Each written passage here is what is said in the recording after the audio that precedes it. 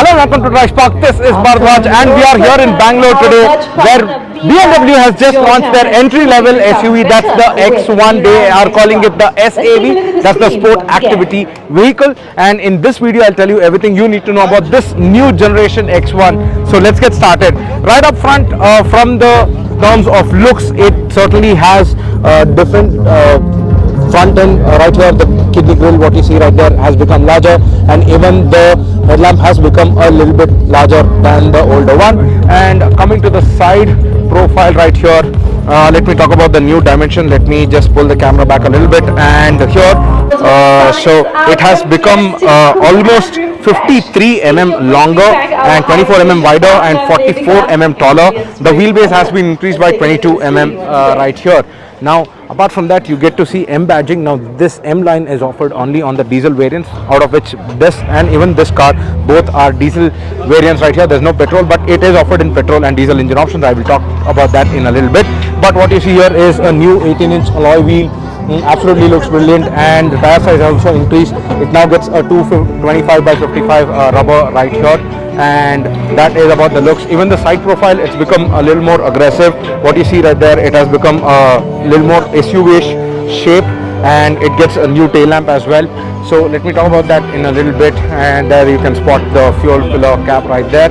So it gets a electronic power tailgate. Now that is how you push it down, and that is the boot space of the X1. Now rear section, again, it gets a new tail lamp and all new section. However, you notice that there's no badge. Probably it might have a badge once the car is launched. So I'll come to the pricing also at the end of the video, so stay tuned for the pricing and other bits of the other technical bits of this car. Also, what you see here is the reverse camera, and it has got a washer here as well for the rear camera wash. But let me show you the boot space once again. So what you see here is the boot space. It gets a large boot space, and it gets a 40-20-40 split. So there it gets more practical boot is what I feel, and it gets these storage spaces here as well, which absolutely looks brilliant. And that is how you close the boot.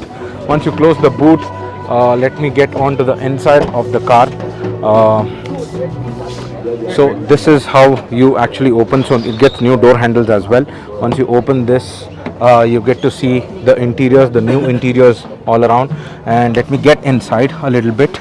So here you get to see the rear AC vents and the Type C connectors right there, and you also get to see a large panoramic sunroof, which is offered first in this generation of X1. You don't have any blower controls, but you do have regulator right there, and you get seat back pockets. Net though, I would have loved leather cover right here.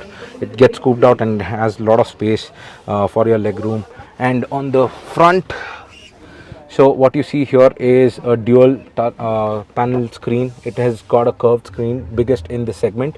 I'm guessing that's a 12-inch screen, and it gets BMW's connected technology suite as well. Apart from that, it also gets Android Auto, Apple CarPlay as well, and you can see dual zone climate control right there. It can be controlled via the new center console that is present right here.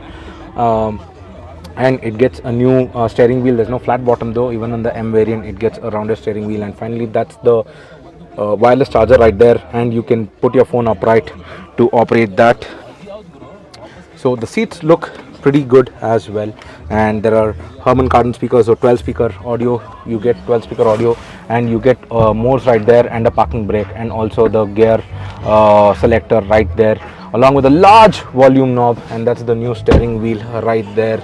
So let me give you a quick update on quick look on the screen right here. Absolutely looks beautiful. That's the instrument cluster, looks good, and that's the infotainment display, and those are the AC vents right there, cleanly mounted on the new dashboard. Looks in seam. Get a large AC vent for the co-passenger, and there's one more, and there is one more on that side. So you get a large AC vent, but those are placed very thin though, and you get to see this texture right here on the door, which makes it look more premium.